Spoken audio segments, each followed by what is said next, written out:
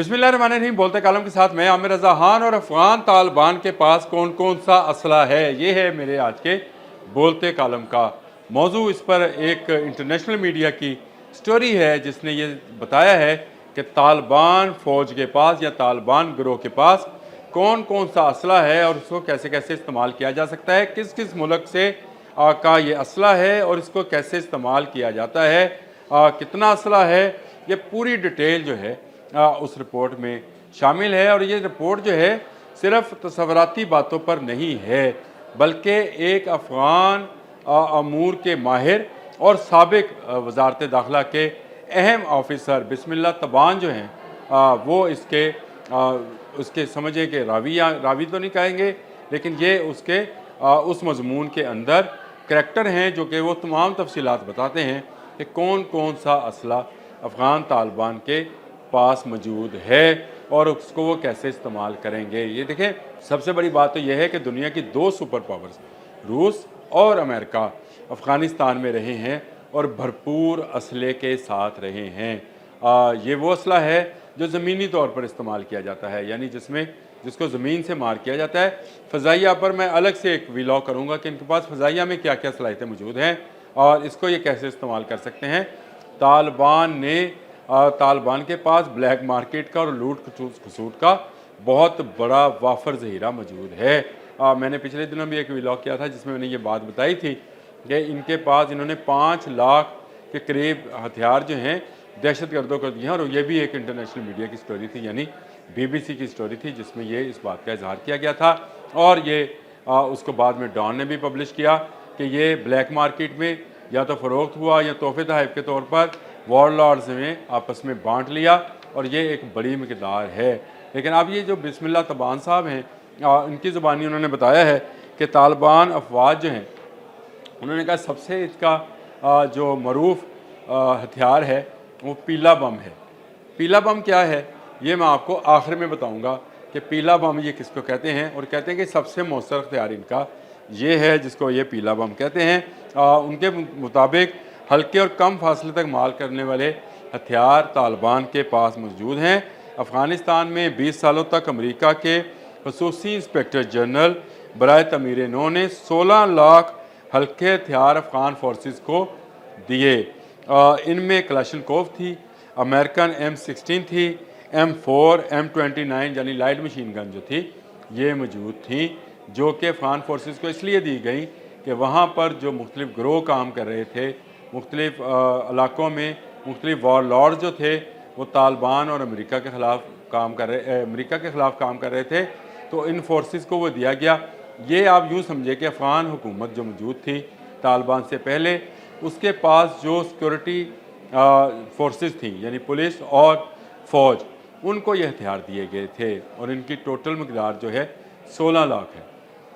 इसमें से 10 लाख हथियार जो हैं ये अफ़गानों के हाथ में लगे और जो उनके पास मौजूद हैं। इससे पहले जो रशियन असला छोड़ कर गए थे ये भी इनके पास मौजूद था।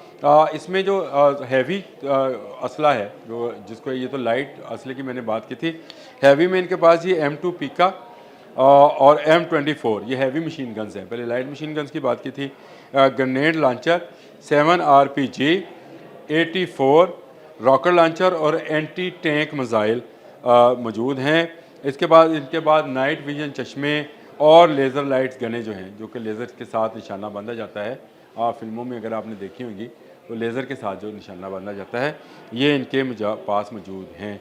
इसके बाद पेंटागन की एक के मुताबिक जो भारी असला छोड़ा गया था यहाँ पे अफ़गानिस्तान के अंदर, जब अमेरिकन जा रहे थे तो 122 mm की तकरीबन, जिसको D30 कहा जाता है, तकरीबन 100 के करीब तोपें मौजूद थी। 135 मिलीमीटर की चंद तोपें जो थी वो भी अफ़गानों के हाथ लगी थी, और रूसी ZT-22-3 ये भी तालिबान के हाथ में, यानी उनके असला खाना में ये मौजूद था। और जो पिछले साल फ़ौजी परेड हुई थी, आपको अगर बगराम के एयरपोर्ट पर फ़ौजी परेड देखने का मौका मिला होगा तो उसमें स्कर्ड मिसाइल जो शायद रूसी मेड थे वो थे R-17 था, अल्ब्रोस 30R ये मिसाइल थे। ये 300 किलोमीटर की रेंज का मिसाइल है और ये 300 किलोमीटर के अंदर जो है तबाही फैला सकता है। लेकिन इनमें चलाने की सलाहियत कितनी है, अहलियत कितनी है, ये बाद में बताता हूँ। ये भी बताता हूँ कि ये मिसाइल अगर चलना चाहेंगे तो चलने नहीं दिए जाएंगे। वो एक अलग से वीलॉग है कि इसके लिए इंटरसेप्टर्स जो हैं अब बहुत आगे निकल गए हैं। ये बहुत पुरानी टेक्नोलॉजी है। ये टेक्नोलॉजी जहाँ पर मौजूद है, जहाँ से उड़ने से पहले ही तबाह की जा सकती है। फिर लूना मिसाइल्स हैं जी, ये 35 किलोमीटर तक की रेंज के छोटे मिसाइल हैं। फ्रॉग 7 भी इनको कहा जाता है। फिर आर्गन मिसाइल हैं, ये 6 किलोमीटर की रेंज के हैं। और ये इनमें से बहुत सारा असला जो है 3 दहाइयों से, यानी 30 साल से इस्तेमाल ही नहीं हुआ। और इनकी कैपेसिटी और कैपेबिलिटी कितनी है ये नहीं पता। देखिए, बंदूक चलाना और चीज़ है, मशीन गन चलाना और चीज़ है। आपने अनलॉक किया, ट्रिगर दबाया, चल गया। लेकिन मिसाइल चलाना और मिसाइल्स को ताक कर निशाने पर लगाना, ये बिल्कुल एक डिफरेंट गेम है। इसमें तालिबान जो हैं उस तरह से तरबियत याफ्ता नहीं है। तालिबान बिस्मिल्लाह तबान कहते हैं, गुरिल्ला वारफेयर के माहिर हैं। किसी मुल्क के साथ जंग लड़ने में इनको वो मलका हासिल नहीं है जो एक ट्रेंड आर्मी को हुआ करता है। ये मैं नहीं कह रहा हूँ, ये इनके साबिक़ अहदेदार जो हैं वो बात कर रहे हैं। और एक अहदेदार ने तो नाम लिए बगैर ये भी बताया कि इनकी कैपेसिटी ही नहीं है कि ये फ़िज़ाई हमलों को रोक सकें। तो ये तालिबान जो आज पूरी दुनिया के लिए एक मसला और हुसूसन पाकिस्तान के लिए मसला बनने की कोशिश कर रहे हैं। इनके पास जो असला है वो 20-30 साल पुराना असला है, जो यहाँ रशियन एज में, यानी वो तो 40 साल पुराना होगा, और 30 साल, 40 साल, 35 साल पुराना होगा। फिर अमेरिकन जो जहाँ पे छोड़ कर गए थे, लेकिन उसमें से हाईटेक असला जो है वो चलाने की अहलियत ही नहीं रखते। उसके कोड्स जो हैं वो इतने मुश्किल और चाहे अमेरिका ने इतने संभाल कर बनाए होते हैं कि ना उनको डीड कोड किया जा सकता है, ना उनको इस्तेमाल किया जा सकता है। मैं हर दोहा ये मिसाल दिया करता हूँ कि जब ये कहा गया कि यूक्रेन जो है टोमाहाक मिसाइल जो है वो रशिया के खिलाफ इस्तेमाल कर रहा है, तो डोनाल्ड ट्रंप ने क्या कहा था, टोमाहाक मिसाइल ऐसा नहीं है कि आप एक हवाई की तरह उसको आग दिखाएं और वो चल जाएगा। उसके कोड इतने सीक्रेट्स हैं और उसको चलाने के लिए इतने उसके बार कोड्स हैं कि उसके लिए आपको उतनी महारत चाहिए होती है। ये कोई ऐसा मिसाइल नहीं है कि आपने लाया, ट्रिगर किया और वो चल गया। तो अफ़गान तालिबान जो हैं ये इस किस्म के मामूली असले के साथ जंग लड़ने की अगर सोचेंगे तो मारे जाएंगे। ये अफ़गानिस्तान के तालिबान जो हैं इनको सोचना होगा कि उनका असला पुराना हो गया, इनकी टेक्नोलॉजी पुरानी हो गई और गुरिल्ला वारफेयर वहाँ चलती है जहाँ पर फ़ौज आपके मुल्क में आए। अब आपके मुल्क में फ़ौज आने वाली नहीं है। अब टेक्नोलॉजी इस कदर तब्दील हो गई है कि मिसाइल उड़ता है किसी और जगह से, लगता जहाँ पर जाकर है, तो उससे आपकी तनसीबात जो हैं फौरी तौर पर तबाह हो सकती हैं।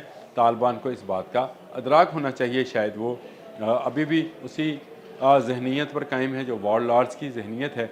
मैंने आज आपको असले के बारे में बताया कि इनके पास असला कौन कौन सा है।